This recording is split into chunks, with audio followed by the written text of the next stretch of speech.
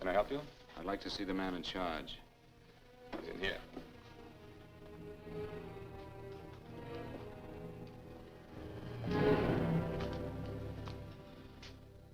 I want to report a murder. Sit down.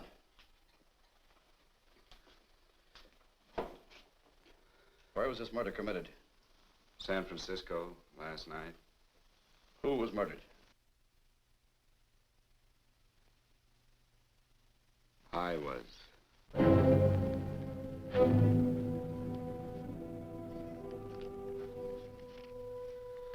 Well, do you want to hear me out or don't you, Captain? I don't have very much time.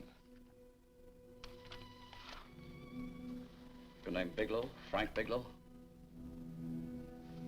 That's right. Answer the San Francisco APB. Send it direct to Inspector Bannon at Homicide. Tell him we found Frank Bigelow. Go ahead, Mr. Bigelow. Well, this involves some other people, Captain. A number of other people. You tell it any way you like. I live in a little town called Banning out on the desert. It's on the way to Palm Springs. I have a small business there. Paula? Yes, Mr. Bigelow. Get me a copy of Miss Hollis's 48 tax return, will you? Oh, you better get the 47, too. Yes, Mr. Bigelow. I don't think we took any depreciation on that new equipment last year. No, we didn't. I remember you said we could include it all this year. Sure we can. Hey, Frank. Yeah, well. Peterson says he wants a financial statement before he can give me my loan. Hello, Kitty. I will. Well, I'm leaving for San Francisco today, but I'll be back in about a week. I'll take care of it for you then. Sure is a scorcher, isn't it? Well, I've seen him worse. Well, have a nice time, Frank. Yeah, thanks, Will. Paula, why don't you come down to the place and let me give you another permanent?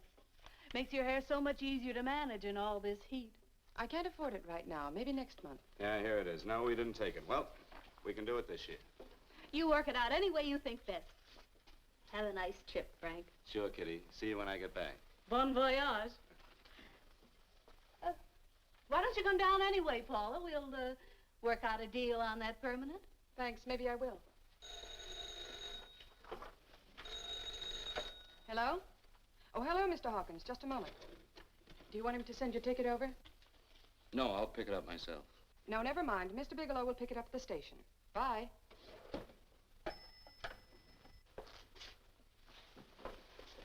I want to go with you, Frank. Now, Paul, I'm just going on a little vacation. You know that? You want to go without me, don't you? Be gone just a week. And I suppose you've just made up your mind to take this little vacation at 9 o'clock this morning? No, Paul. I meant to tell you about it a few days ago. I guess I forgot. Oh, you forgot. Paula, don't be like that. Don't be like what? You just drop a little announcement that you're going away. Not tomorrow or next week or next month, but today. No explanations, nothing. And I'm supposed to swallow the excuse that you need a little vacation. I just want to get away from town for a few days, that's all. Get away from this town or get away from me. Oh, Paula, please try to understand. How can you ask me to understand anything like this? No, I'm sorry, but I don't understand. Go to San Francisco, but don't expect me to be waiting for you when you get back.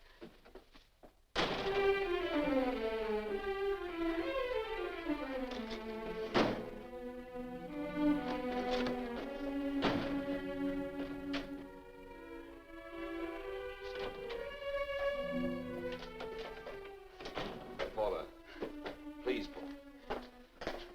Come on, turn around, look at me.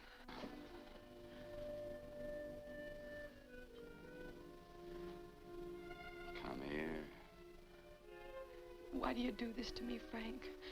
Why can't you be honest with me? As honest as I am with you? Do you have to go? I have to go, Paula. I know what I'm doing. All right, go. Go anywhere you like. You can go to blazes for all I care. Paula.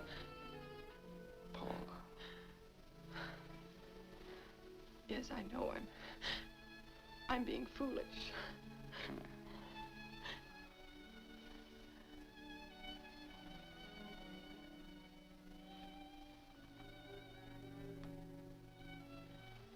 Come on, fix your face. We'll go down to Eddie's and have a drink. All right, why not?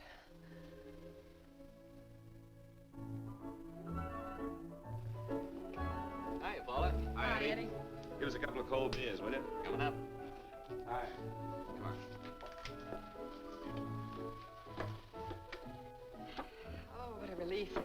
air conditioning feels good. I sure wish we had it in the office. It'd make working a pleasure. Well, if it stays this hot, don't bother going in the rest of the week. I win 2 races today. How many did you lose? Now, you would have to ask that. Kind of early for you two, ain't it? Too hot to work. That's what I like to hear.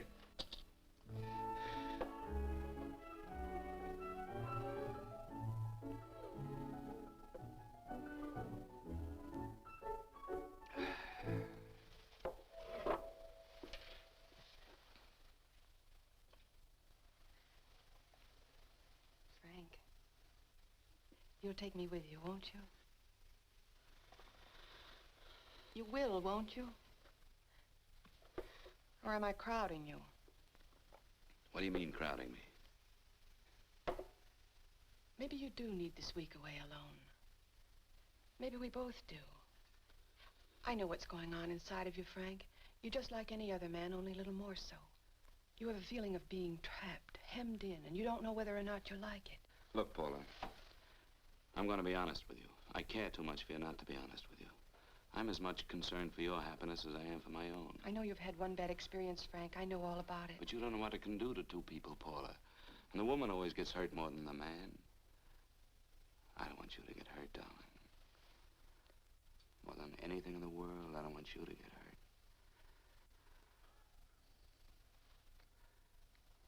Want to hear some music? All right, Frank.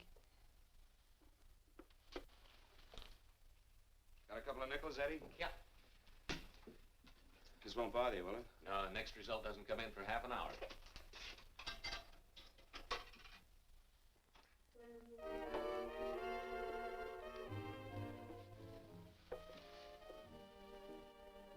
I thought that by now we'd be married. No, I'm not going to crowd you anymore, Frank. Go to San Francisco. I don't like it, but I'm convinced that you must go. I want you to be very sure, Frank. If it's right, and I believe it is, we'll have something really wonderful together. If it isn't, we should both know it as soon as possible. So you see, even if I could stop you, I wouldn't do it now.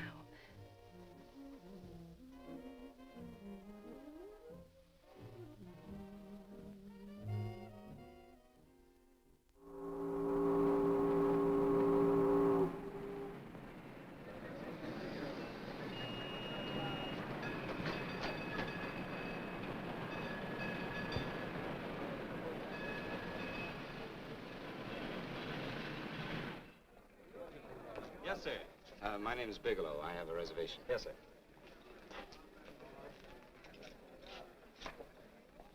Here we are, sir. My name is Bigelow. I have a reservation. I have it, sir. It's a very nice room on the 6th floor, facing the bay. Boy, this might help you enjoy your stay, Mr. Bigelow. It's a little booklet on how to have fun in San Francisco. Oh, thank you. Very welcome, sir. Thank you. Say, is it always like this around here? No, this is market week, and it's the last day, too. Boy, always around until you need them. Oh, 517? Thank you. Here's a message for you, Mr. Bigelow. Long-distance call came in about an hour ago from Banning, from a Paula Gibson. Oh, thank you. Very welcome. Show Mr. Bigelow to 618. Right this way, sir. Bye.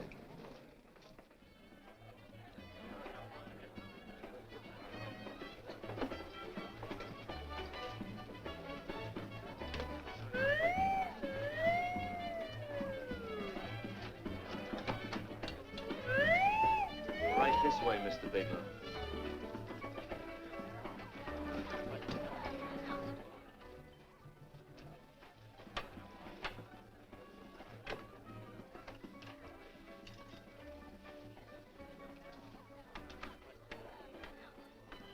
Is there anything else, Mr. Bigelow? Oh, yes, you can get me a dry hat and a package of razor blades. Yes, sir. Thank you. Oh, and you can leave that door open. Hello, operator. I want to speak to Miss Paula Gibson in Banning, California. Yeah, that's right. No, I'll wait. Hello? Hello, Paula. Oh, hello, Frank. How was the trip? Fine, just fine. Having a miserable time, I hope. Well, I don't know. I just got in. What was that? Market week. The place is crawling with traveling salesmen. You know, Charlie Anderson found out that you went away, and he asked me to go out with him. Oh, really? How did he make out? I'm considering it. Is that what you called to tell me? I'll have you know that this call is strictly business, Mr. Bigelow. Did a Mr. Phillips phone you? Eugene Phillips of Los Angeles. No. He will. He phoned the office 3 times today. Said that he wanted to get in touch with you immediately. He said it's most urgent and imperative that he reach you at once. What did he want? I don't know. But he sounded deep, dark, and mysterious and quite agitated about something. Phillips. Have we ever done any business with him? Not unless you've been keeping it a secret from me. I looked through all the accounts. Why did you tell him you could reach me here? You know I'm supposed to be on vacation. So you told me. And so I told him, dear heart. But the gentleman didn't seem to respect your temperamental moods the way I do. He was very insistent that he speak to you before it's too late, as he put it. Well, tell him you tried to get in touch with me and I've changed my plans and you can't reach me. He won't talk to me. I told him that I was your confidential secretary, but I guess I didn't sound confidential enough. So I told him that he could reach you there this evening. Well, call him back. If it's as important as he says it is, he'll talk to you. Otherwise, he'll just have to wait until I get home. My, aren't we adamant this evening? All right, shall do. And Frank, Yeah? I don't quite know how to say this. Say what? Well, what I want to say is that there's nothing you can do that you ever have to feel guilty about. Oh. Sure. Thanks, Paula. I'll call you tomorrow. Right.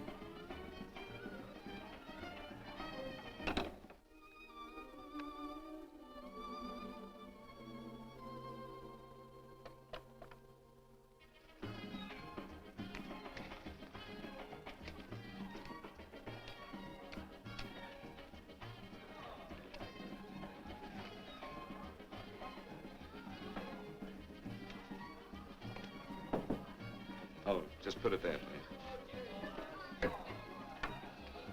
You can keep the change. Thanks very much. Say, how long has this been going on? Well, it's been a madhouse all week, but they check out tomorrow. Oh? I thought you were with them. No, I'm just here on a vacation.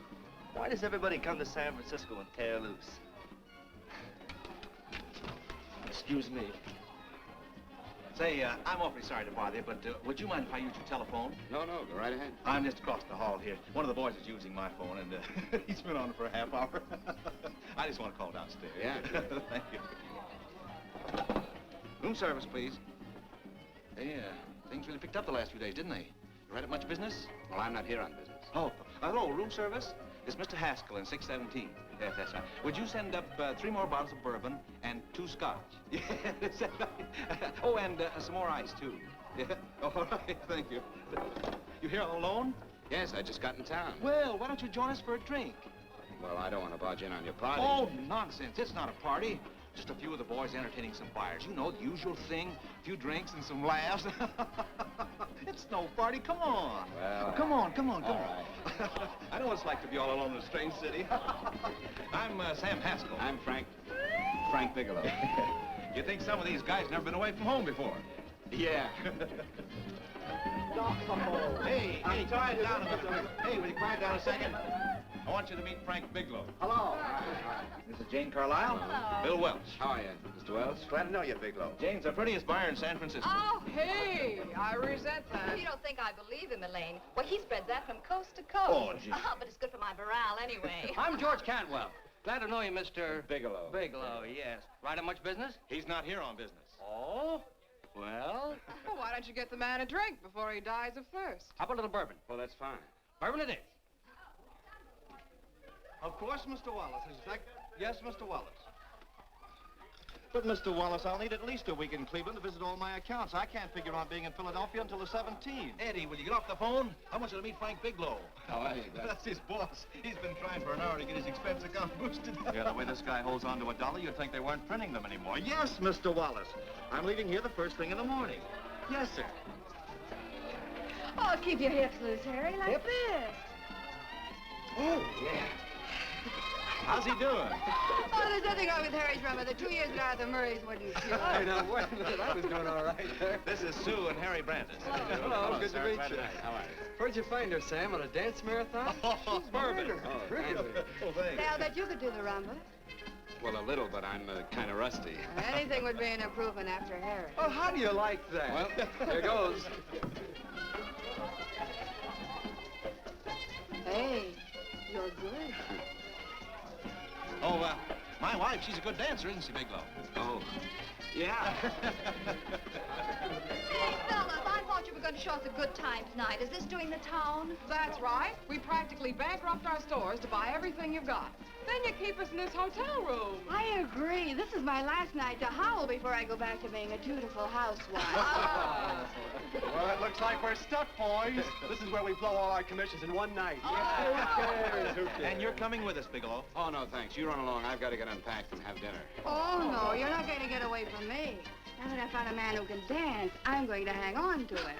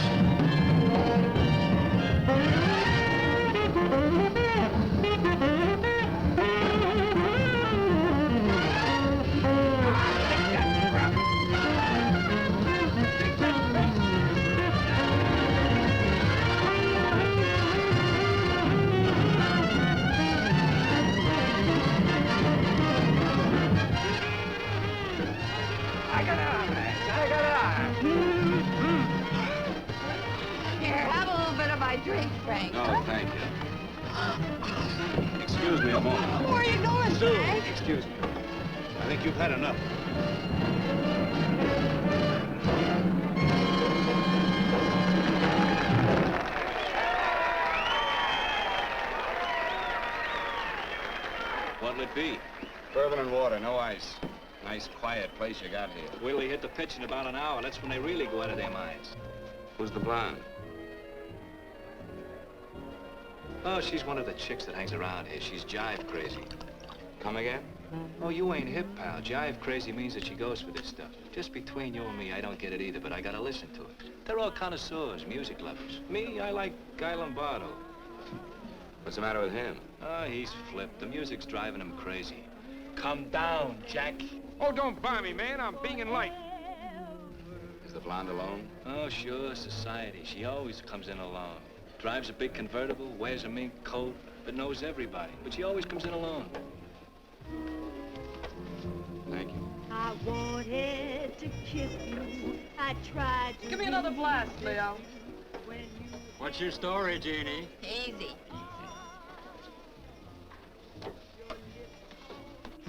Hello. Easy. Dig the fisherman. Oh, that's really silk, isn't it? Can I buy you a drink? Sure, thanks. Give me a blast, Leo. Leo, I left my blast at the other end of the bar.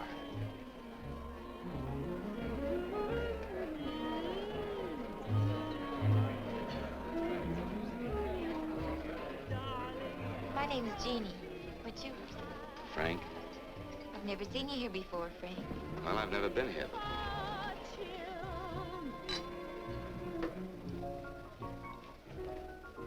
This isn't mine. Mine was bourbon. Well, sure it is. You saw me pour it. Give me a fresh drink. Anything you say. Oh, listen to that piano. Feel those vibrations. You don't get your kicks out of this, do you? I can live without it. Why do you stay here? I don't know. I bet I know. You're lonely in a big city. Oh, you don't have to go into a routine with me. I like good company, too.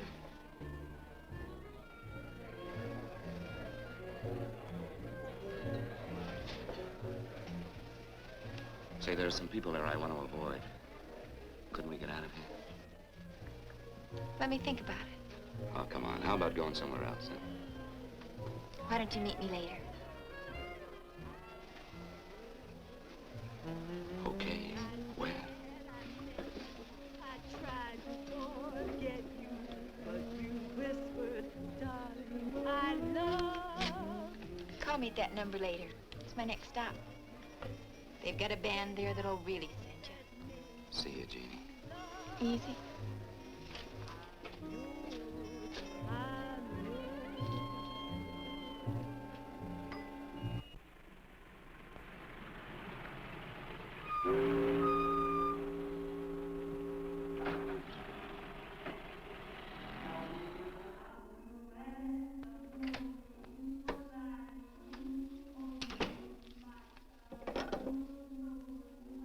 Never mind, operator.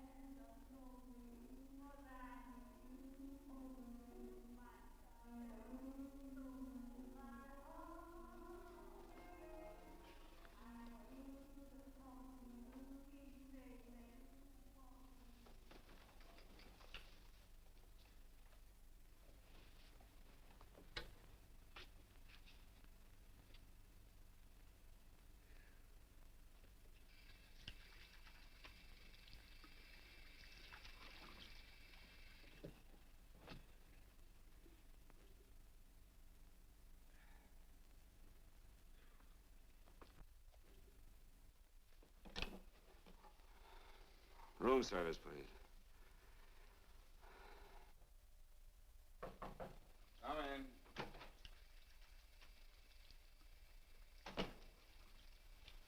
Be right with you, waiter. Yes, sir. Rest well, sir? Yeah, sure. May I? Go ahead.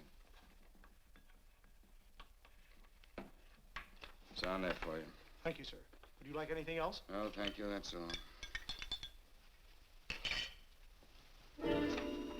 Waiter, Yes, sir.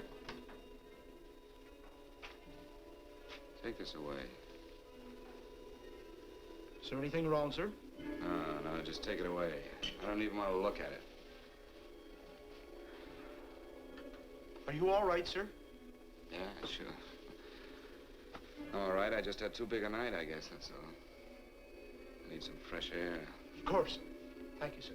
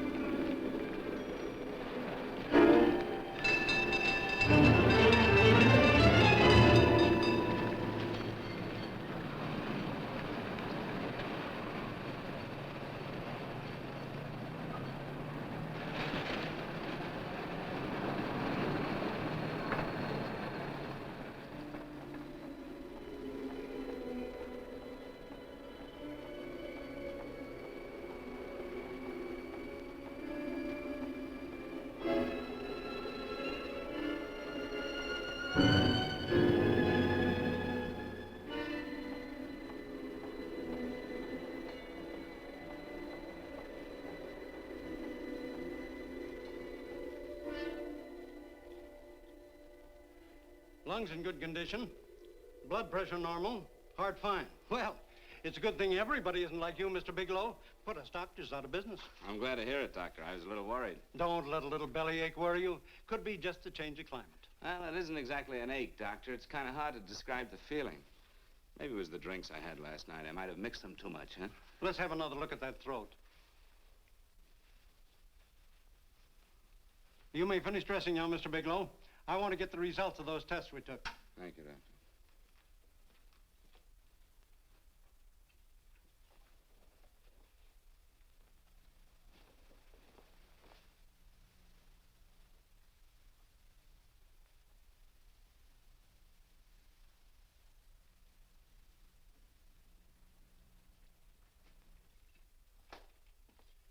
Mr. Bigelow, this is Dr. Schaefer. Hello, Doctor. How are you? Sit down, Mr. Bigelow. According to the information you gave Miss Wilson, you're not married, Mr. Bigelow. That's right. Do you have any relatives, family, anyone in San Francisco? No, no one. I don't know a soul in San Francisco. Where is your home? What is this, Doctor? Why all the questions? You're a very sick man, Mr. Bigelow. Sick? But you told me I was in good shape. Yes, I know. But my preliminary examination didn't reveal your true condition. You sound as if it's pretty serious, Doctor. It's extremely serious. I want you to understand that we wouldn't tell you something like this unless we were absolutely certain. Well, of course, of course. You must steel yourself for a shock, Mr. Bigelow. Well, go on, Doctor. What is it you're trying to tell me? Our tests reveal the presence in your body of a luminous toxic matter. What is that exactly? A poison that attacks the vital organs. Poison? We have no alternative but to tell you this. Your system has already absorbed sufficient toxin to prove fatal.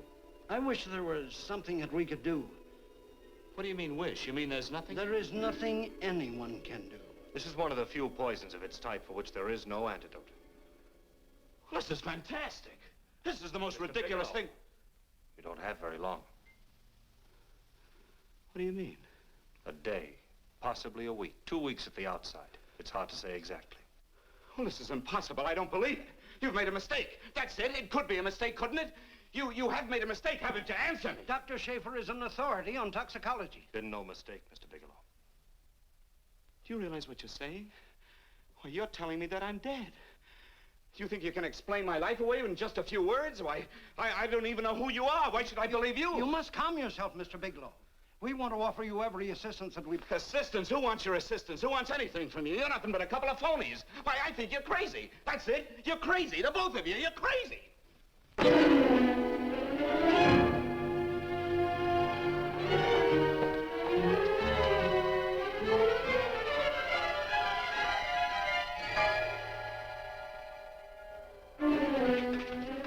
Where's the doctor? You just come in. Come on, tell me, You have to go through anything before you come Get in out here. of Doctor, here. doctor, What's the trouble here? What's the matter with you? Doctor, I want you to examine me for luminous poison. Come right in here.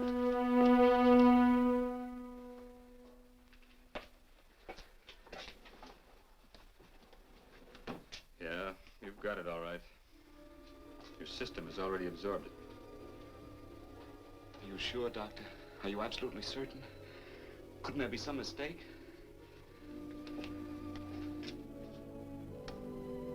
There it is. The toxin is actually luminous in the dark. Now, there's no doubt about it, Bigelow. I don't feel sick. My stomach is just a little bit upset. Maybe it's not as bad as you think, Doctor. That's characteristic. With a heavy jolt, you go suddenly in a matter of hours. But if the stuff is taken in a lesser degree, you last a while, and then...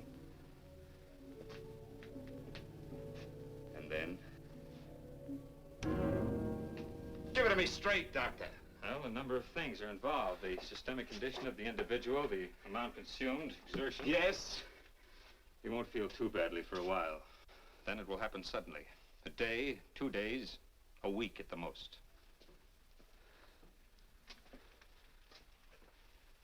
A day? 2 days? There's nothing that can be done now. If it had been caught in time, your stomach could have been washed out. But you've had it in you for some time now. For at least 12 hours, haven't you, Bigelow? I don't know. You don't know? No. Don't you know how you got it? No. This is no accident. Somebody knew how to handle that stuff. That wax is tasteless and odorless. And the amount of alcohol in your body, you must have got it in liquor. I was drinking last night. I'll arrange for your admission to the hospital immediately. Of course, I'll have to notify the police. This is a case for homicide. Homicide? I don't think you fully understand, Bigelow. You've been murdered.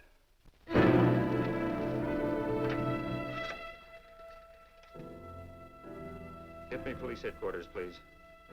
Homicide Bureau.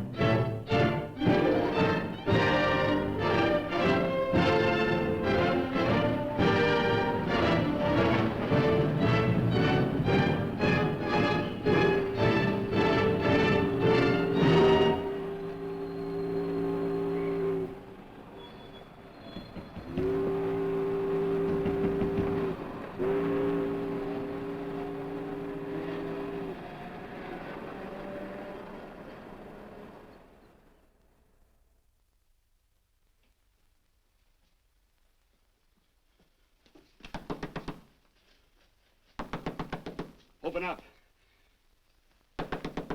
Open this door, I tell you. Open it up or I'll break it down. Where are those men? Where are those men who were here last night? I don't know. There are no men here. Please go away. Don't lie to me. Where are they? Mister, this lady just checked in. Those men aren't here no longer. They checked out of the hotel early this morning. Checked out? Please go away. I'm sorry. I'm terribly sorry.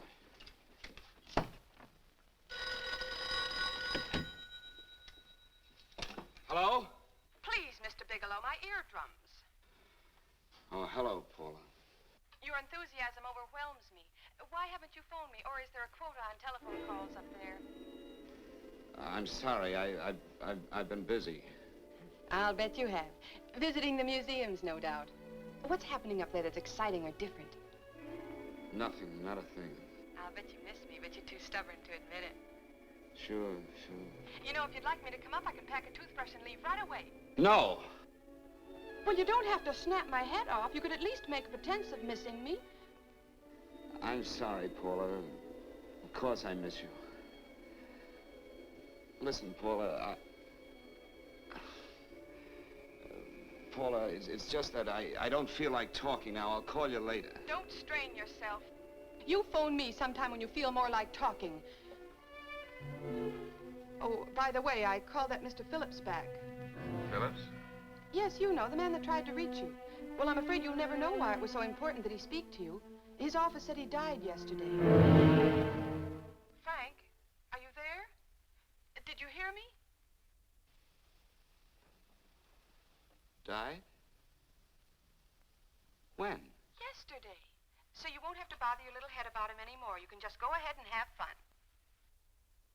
Paula, what did he die from? Do you know? I suppose he died from whatever people usually die from. Well, didn't they tell you? Don't you know? What are you getting so excited about? You said you didn't even know the man. Listen, where's his office located? What difference does it make? You can't talk to him now. I told you the man's dead. Paula, will you stop talking so much and tell me where his office is? All right. It's the Phillips Importing and Exporting Company, Bradbury Building, Los Angeles. Bradbury Building, Los Angeles. That's right. Say, this is really a switch. Listen, if you want to reach me, I'll be in Los Angeles. Are you out of your mind? I'm sorry, Paula. I've got to hurry. Wait a minute. Where in Los Angeles? The Allison Hotel. Goodbye, Paula.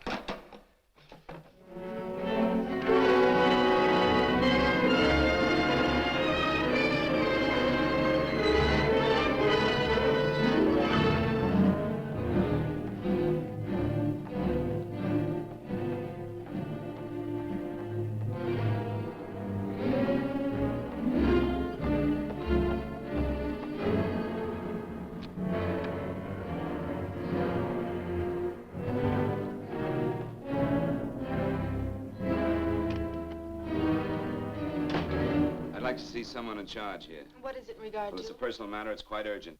Perhaps Mr. Halliday can help you. Who's he? He's our controller. Your name, please? Bigelow.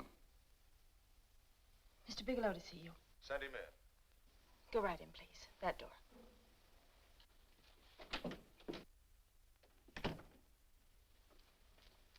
Mr. Bigelow? How are you, Mr. Halliday? What can I do for you? Well, Mr. Phillips phoned my office several times yesterday. I'd like to find out what it's all about. You know Mr. Phillips died yesterday? Yes, I know. Well, I don't understand.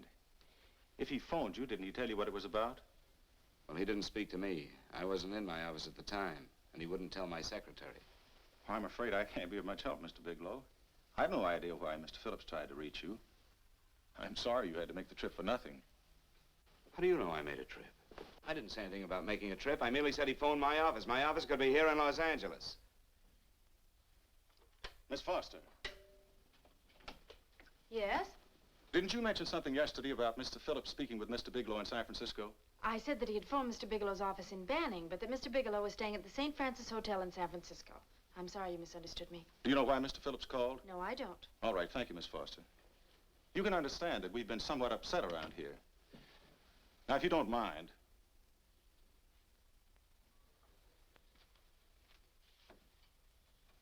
Did Mr. Phillips have a wife, family, anyone that could help me? you can't intrude on people at a time like this just to satisfy some curiosity. It isn't just curiosity. Then I suggest you wait a week or so. I can't wait. Well, I'm sorry you'll have to. Well, there's always a phone book. You're a pretty aggressive fellow, Bigelow. Are you quite sure that this is as important as you make it appear to be? It's important.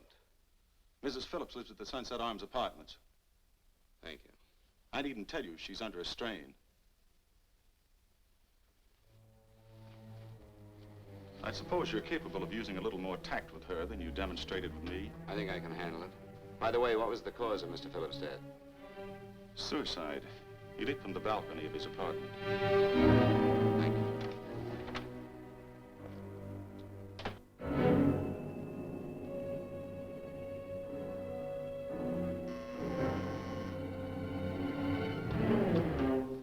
Come in, Mr. Bigelow.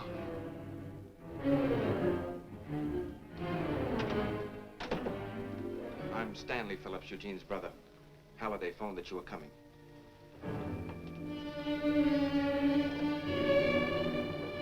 This is my sister-in-law, Mrs. Phillips. I'll try to make this as brief as possible, Mrs. Phillips. I'm afraid I can't be of any help to you, Mr. Bigelow. I haven't the slightest idea why my husband wanted to speak to you. Well, I guess Halliday covered just about everything. Did your husband ever mention anything about me, Mrs. Phillips? Anything at all? No, I can't recall Eugene ever having mentioned your name.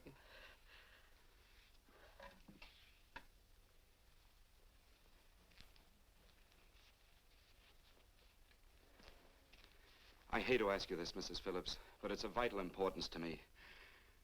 Do you know why your husband committed suicide?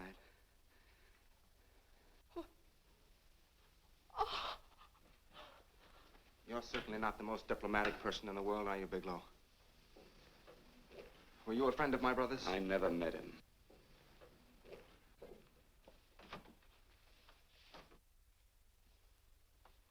My brother was in a jam, a pretty bad jam. He was arrested 2 days ago.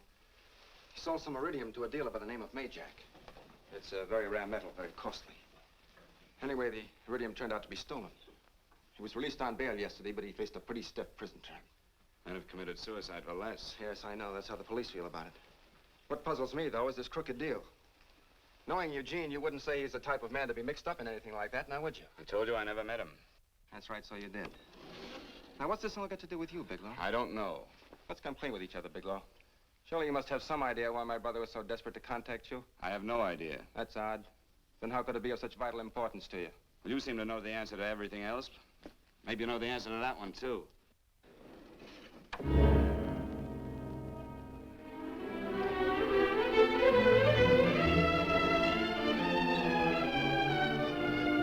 There's a message here for you to call operator 82 at Banning. Oh, thank you. Show Mr. Bigelow to room 821. Say, would you have the operator put this call through to my room right away? I'll take it up there. Thank you. Hello, operator. Here, I'll call you if I need anything. Thank you, sir. Hello, Paula? Well, Sinbad, I'd just about given you up for lost. Now, do you mind telling me just why you rushed down to Los Angeles? I can't explain it to you just now, Paula. I just can't explain it. What's going on, Frank? You don't even sound like yourself. Well, I'm just a little tired, Paula, that's all. But I miss you. Oh, Frank. I can't tell you how good it is to hear you say that. And here I was worrying that I'd lost my charm. When are you coming home, Frank? Soon, Paula. I'll be home soon. I'll go right out and get myself a permanent so I'll be pretty when you see me. Hey, guess what? I found that Phillips name in your notarial ledger. Notarial ledger? Yes, of all places. I remember now I made the entry myself. You had notarized a paper one morning before I came to work.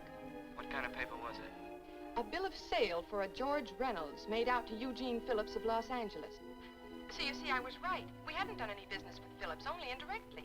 What was the bill of sale for? A shipment of iridium, whatever that is. Iridium? You mentioned at the time that this fellow Reynolds had made some kind of a deal in Palm Springs, and he stopped in your office early in the morning on his way north to have it notarized. Wait a minute. Wait a minute, George Reynolds. That was about 6 months ago, wasn't it? That's right, 6 months ago. Thanks, Paul. Oh, goodbye. Goodbye. Hello, operator. Get that number back for me.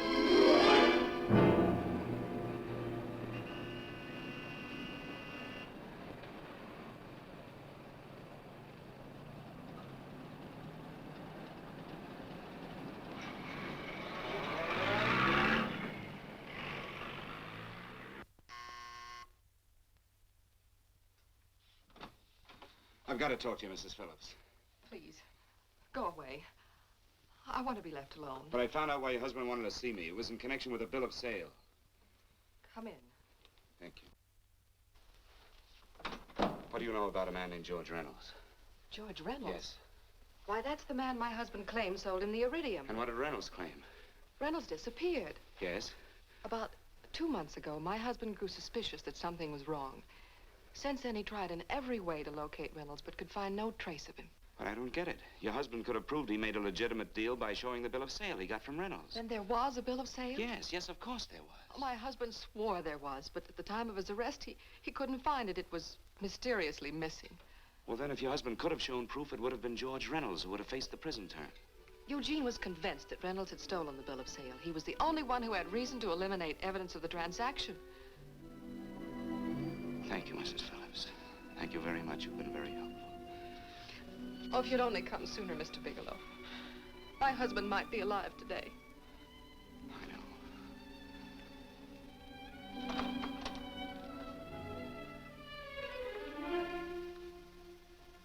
The only thing that puzzles me, Mrs. Phillips, is that you haven't asked how I knew there was a bill of sale.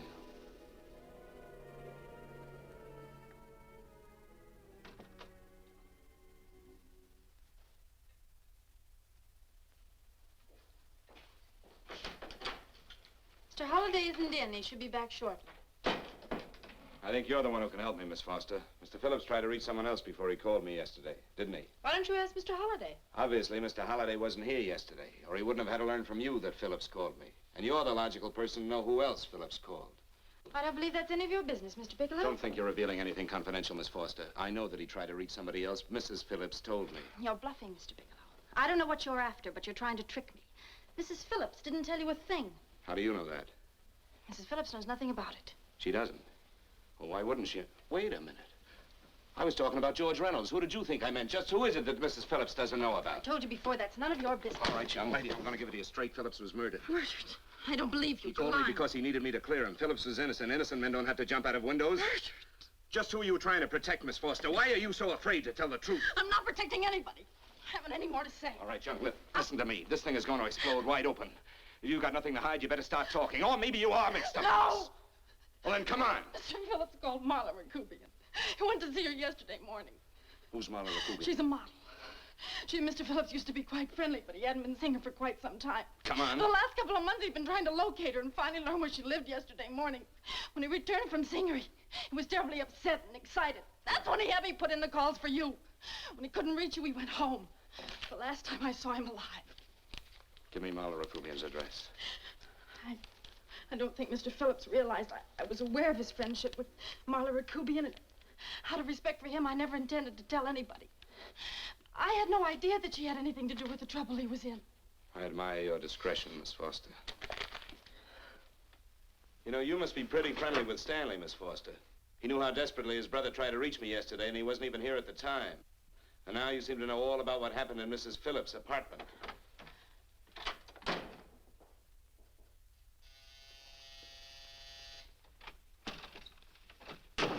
Miss Rakubian? Yes?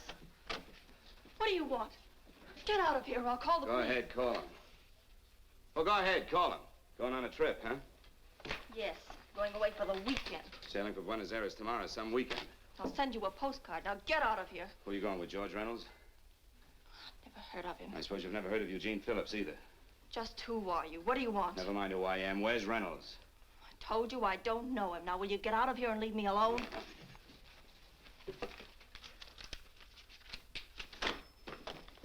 So you never heard of George Reynolds, huh?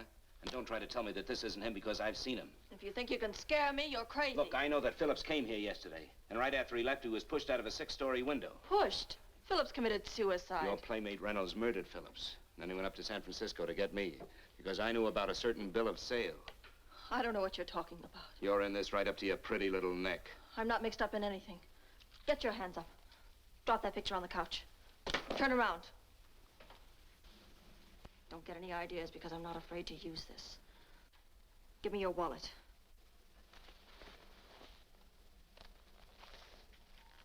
Frank Bigelow, Hotel Alex. All right, now where's Reynolds? I don't know. I don't know where he is. Is that what you told Phillips yesterday? I told him exactly what I'm telling you. I haven't heard from him in months. Yeah? Well, you're mighty careful of the picture of a man you haven't heard from in months. What does the Ray stand for? It was a pet name. Do you mind? Oh, it sounds very cozy, Miss Rakubian.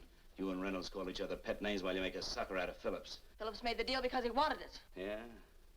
I'll bet you weren't above using what it takes to help make him want it. Who's paying for this trip? I am. Really? A first-class trip to Buenos Aires on a model salary. Don't make me laugh. Since you and Reynolds aren't seeing each other anymore, you don't mind if I keep this, do you? If I were a man, I'd punch your dirty face in. You know, I really believe you would. Oh, I almost forgot. Your tickets. Don't be surprised if I'm there to see you off.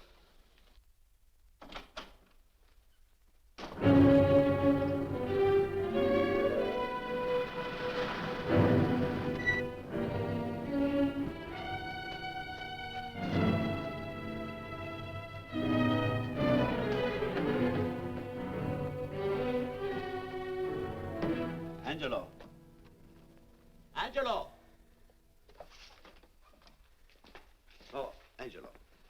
you remember taking this picture of George Reynolds? I take so many pictures, I can't remember them all. This gentleman is a friend of his and would like his address. We have no card on him. I don't think we ought to do that. He's willing to pay $20 for it.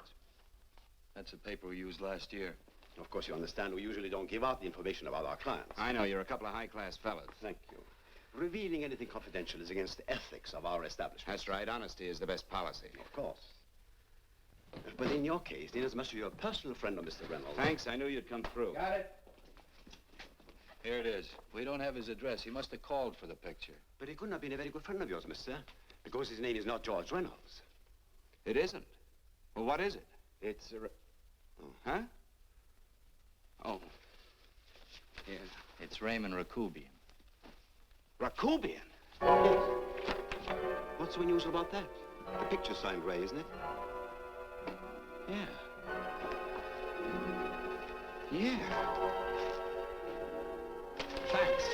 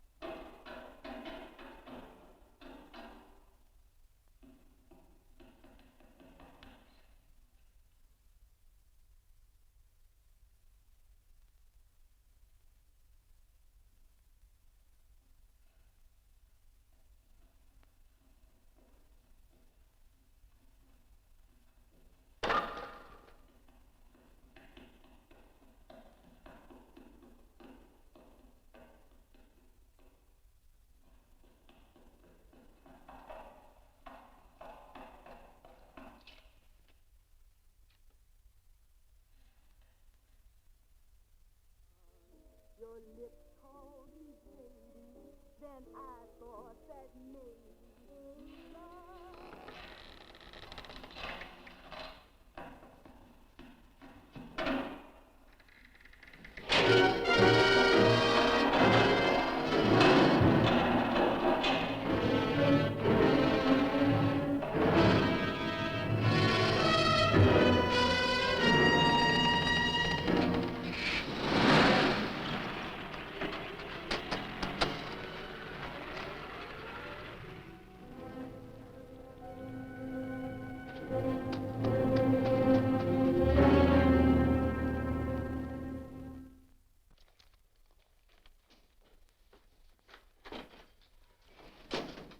Bigelow, are you all right?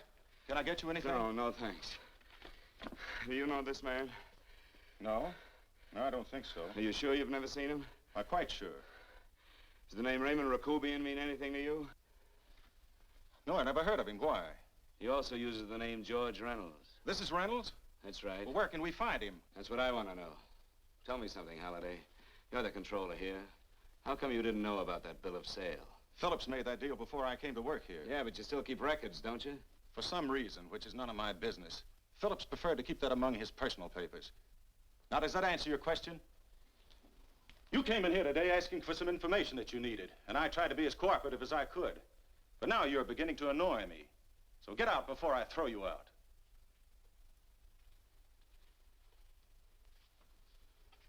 You know, you really frighten me.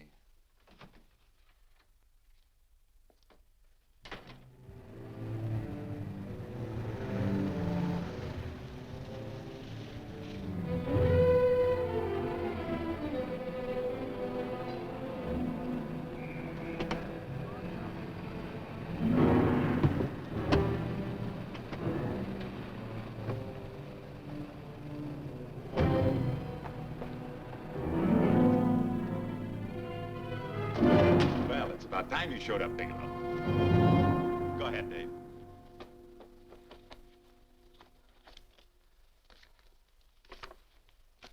Real cute, ain't you, Bigelow?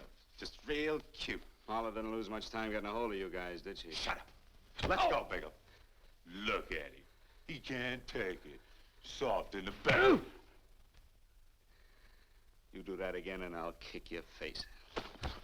Lay off, Chester. Cut it out. Shut up! Who asked you? Better let him answer. The clerk might know he's in. Go ahead, Bigelow.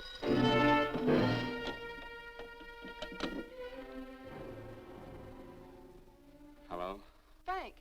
Frank, why did you hang up on me? I've been trying to get you for hours. I'm sorry, Paula. I was in a hurry. Well, don't be in such a hurry this time. You didn't give me a chance to finish what I had to say. What's the name? I wanted to tell you that McGowan was in hollering his head off because you didn't go over the books. Tell McGowan to get another auditor. Sure. Sure, I'll just do that little thing and lose the best paying account we've got. Do as I tell you, Paula. Frank, are you drunk? Paula, how much we got in the bank? About $2,200. Draw it out tomorrow. Sure. Then what do? Skip town without paying our bills? Forget the bills. You know that coat you always wanted? Buy it. You are drunk. You know, if I didn't have such a good character, I'd be tempted to take advantage of your intoxicated state, Mr. Bigelow. I'm not drunk, Paula. Well, then don't tell me that one day away from me can affect you this way. Cut it short. Paula, Yes? I'm sorry I left you. I never realized how much I love you. But I know it now. Oh, Frank, darling, I love you too so very much. Please come home. I miss you terribly. I said cut it short. I'd just love to let you have it, Bigelow. Let's go, Chester. This guy's kept us waiting long enough now. Walk in front of me, Bigelow. And keep your mouth shut. If you so much as look cross-eyed at anybody, I'll blow the back of your skull out.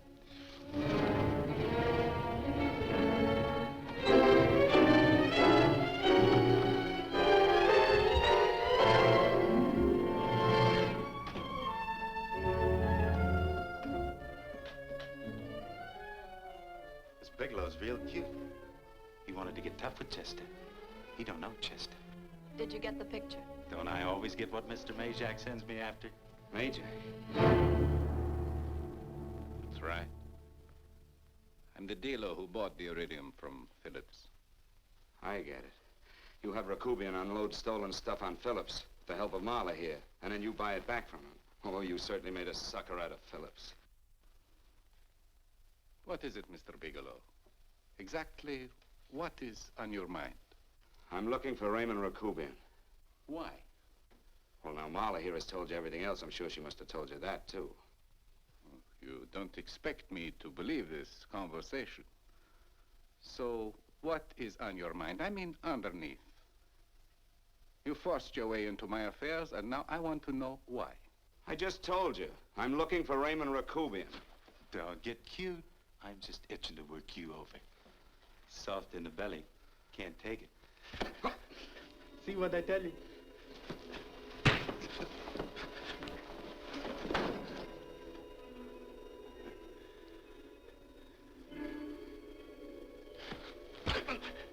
Can't do that to Chester. I'm gonna blow your guts out. Easy. Lay off, Chester, not now. Look at him. He's so scared of Chester, he talk now. He's not afraid, Chester. You can tell from a man's eyes when he is afraid. Look at his eyes.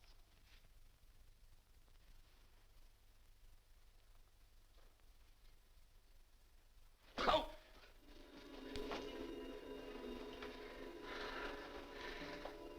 I'm telling you, Majak, you better keep him away from me or he's really gonna have to use that gun. Go away, Chester, please. Do what I tell you, my boy. Please. And help Dave.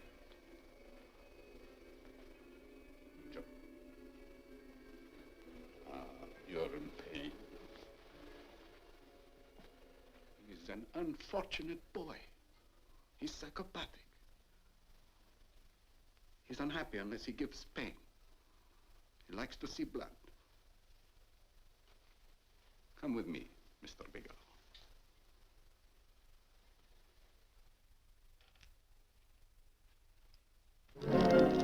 Raymond Rakubian was my nephew. He could not possibly have tried to kill you. He's been dead 5 months.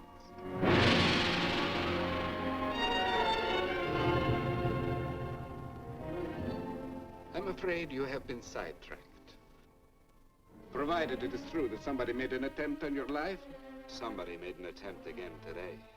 I had no reason to kill you, believe me. What do you mean you had no reason? I notarized a certain bill of sale. You notarized the bill of sale for Reynolds, not Rakubian. Not what I told you was true. I had no reason to kill you. That's a closet, Mr. Bigelow. And under other circumstances, you could go home now. But now you present a problem. You know too much, and I am in danger. Chester! Suppose I were able to prove to you that I only want to find the person who tried to kill me, and I won't cause you any trouble. You know I can go to jail for 10 years for this little business. 10 years. At my age, that's my life. That means my entire life. With my life, I do not take chances. I am sorry, believe me. You want Joe to go with you? No. Just Bigelow and me. And baby makes 3. But Major,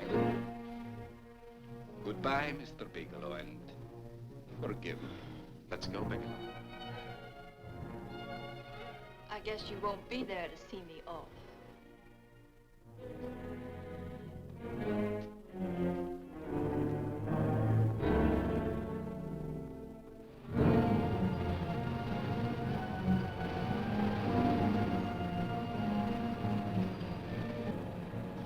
You tried to make a boob out of me in front of Major. You shouldn't have done that, Bigelow. I don't like that. I'm going to enjoy this, Bigelow. I've done jobs like this before.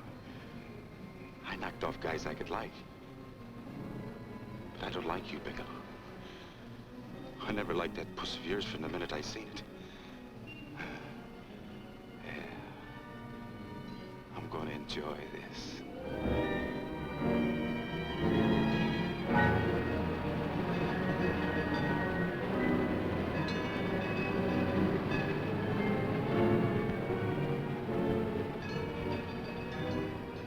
Scared yet, are you, Bigelow? But you'll be scared.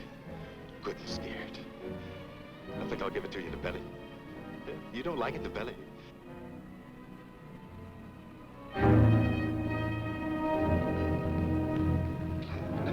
Good. Try it. I'd just love you to try it, Bigelow. Why don't you try it? Go ahead.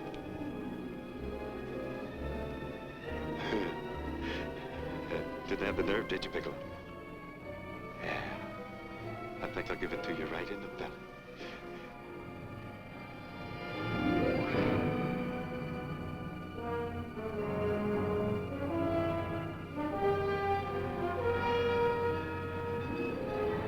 It takes longer when you get it in the belly. It's nice and slow. That's the way I want to see you go, Bigelow. Nice and slow.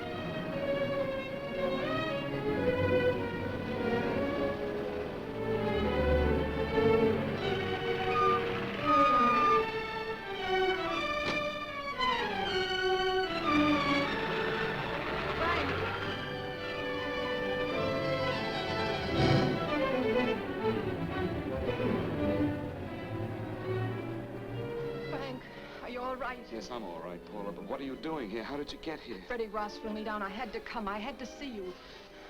You shouldn't have come, Paula. You shouldn't have. What is it, Frank? You're in some kind of trouble. I know it. Look at you. You're a sight. Your clothes look as if you've slept in them.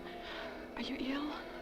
You are. You're feverish. I'm all right, Paula, and I'm not in any trouble, believe me. You're lying, Frank. Right after I spoke to you, I got a phone call from the San Francisco police. They asked if I knew where you were. You didn't tell them anything, did you? Of course not. It was the homicide detective that called. What is it, Frank?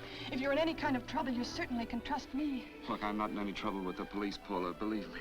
But you can't stay here. You've got to go back to Banning right away. No, I won't go, Frank. I won't. I'm staying here with you. Paula, it's better that you go back, believe me. Why? What's this all about? What have you got to do with this Phillips and Reynolds? Phillips was murdered. What could that possibly have to do with you? All you did was notarize a paper. You've notarized hundreds of papers. I know. All I did was notarize one little paper out of hundreds. Frank, you frighten me. You don't even act like yourself. I know that you're in trouble, that something is wrong, that you're in serious trouble. You frighten me, Frank. Oh, don't be frightened, Paula. Don't ever be frightened of anything again. Will you promise me that? I love you so much, darling, more than you seem able to understand. Oh. I never really knew happiness until I loved you. Sometimes when I used to be afraid that you weren't sure how you felt, I tried to hold back, but I couldn't. Losing you would have meant losing everything. There would have been nothing left. Don't, Paula, don't. Now I'm afraid again. Somehow I feel that I'm going to lose you, but there's nothing I can do about it. I feel so helpless. You're leaving me out of something. Tell me, Frank, what is it? Give me a chance to fight back. Just give me a chance, please. You do love me, don't you? Oh, yes, Paula, I love you. I never was more certain of anything in my life. I wasn't sure before. I was a little blind, I guess, but believe me, I'm sure now. Can you understand that, Paula? I understand. A man can be like that, Paula. Something has to happen. It can be a big thing or a little thing, but it can make him realize how much someone means to him, how much he really loves her. Oh, and I love you, Paula. More than I ever thought it possible to love anyone in the world, I love you. Then why won't you tell me about this trouble you're in? Why won't you try to let me help you? You can't help me, Paula. You don't want my help. Oh, Paula, there's nothing you can do. Will you believe me? So will you please go home, please? No, Frank. I won't go. I know you're in trouble. I can't leave you like this. All right, Paula, look, wait for me in the lobby of the hotel, and I'll be back for you soon, I promise. You promise? You're yes, sure? Paula, I promise. Is that a new outfit? Yes. Oh, it's beautiful.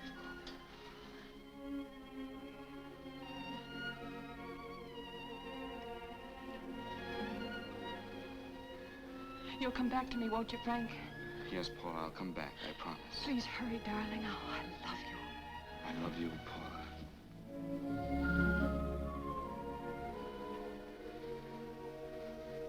Goodbye, Paula.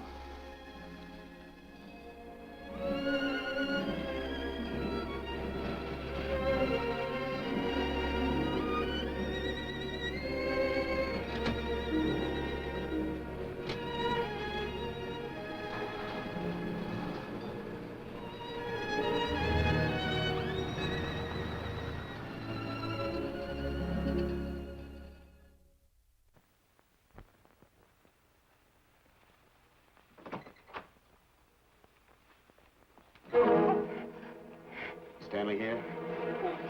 You sure? All right, get in there. Now get Stanley on the phone. Tell him to come over here right away. Use any excuse you want. What are you going to do? What was Stanley going to do when he used me for a clay pigeon today? I don't know what you're talking about. Don't act innocent with me. I fell for that once. I don't know what you mean. I told you everything you wanted to know this morning. Yeah, you told me just enough so I'd get sidetracked and wouldn't know that Stanley was the one I was after. Stanley? Oh, no. You and Stanley have been together on this from the start. Now, come on, get on that phone and call him. Don't let him know I'm here. Bigelow.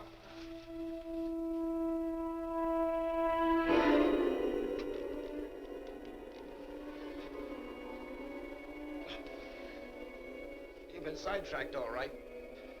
But it was the poor bereaved little widow who did it. Miss Foster found this letter this afternoon. It's in my brother's desk at the office. It's postmarked 2 years ago. It isn't exactly the kind of a letter that a married woman gets from a casual friend. I'm sure my brother wasn't aware that they were so well acquainted when he hired Halliday. felt right since dinner. Where did he have dinner? At Mrs. Phillips' apartment. Halliday was there, too, and Stanley confronted them with that letter. Did you have anything to drink? Yes, why? How long ago? Half an hour ago, just before I came here. Miss Foster, get on the phone, call the emergency hospital. Have them get an ambulance over here right away. What? Tell them to prepare a stomach wash for luminous poisoning. Luminous poisoning? Go on, do what I tell you. You may still have a chance to save his life. But Go on!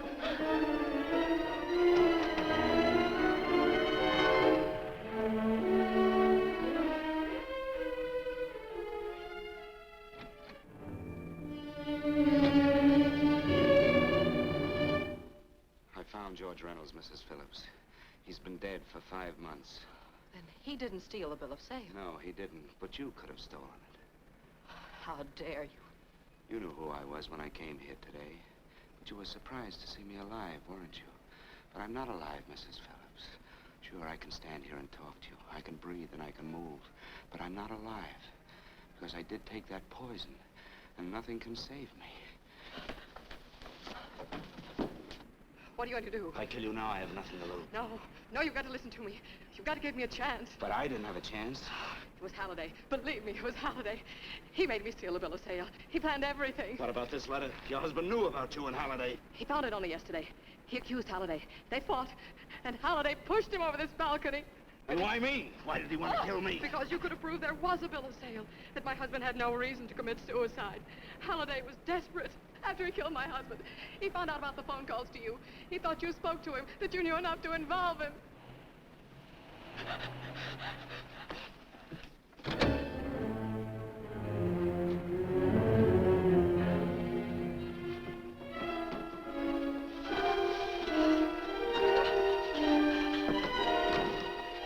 Where's Halliday?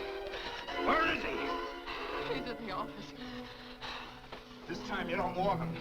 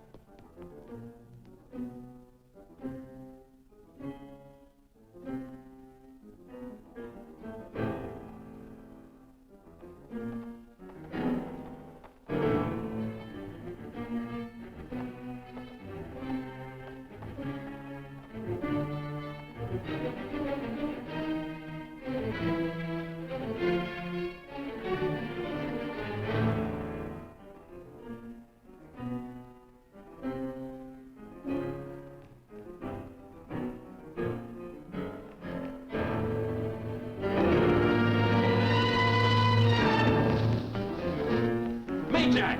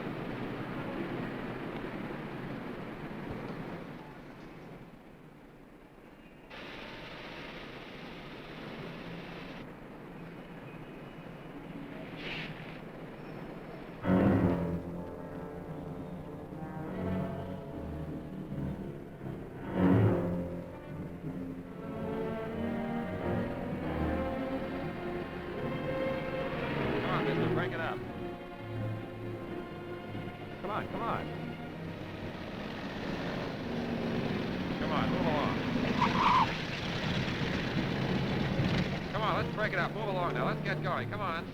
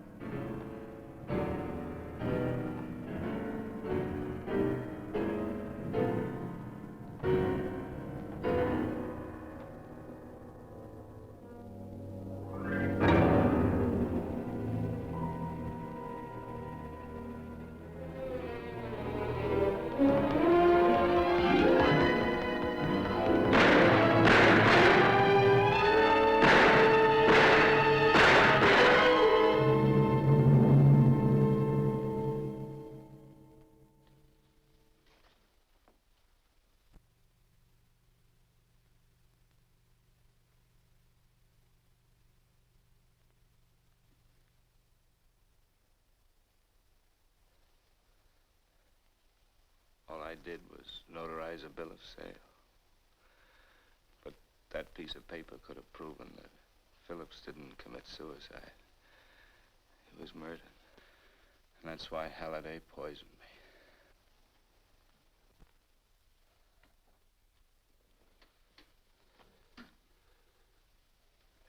Would you?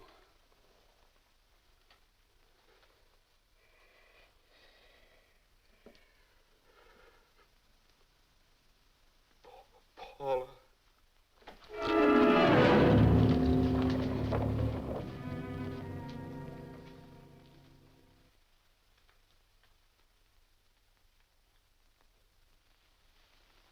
Call the morgue.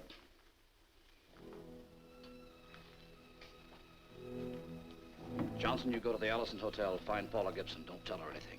I'll break it to her.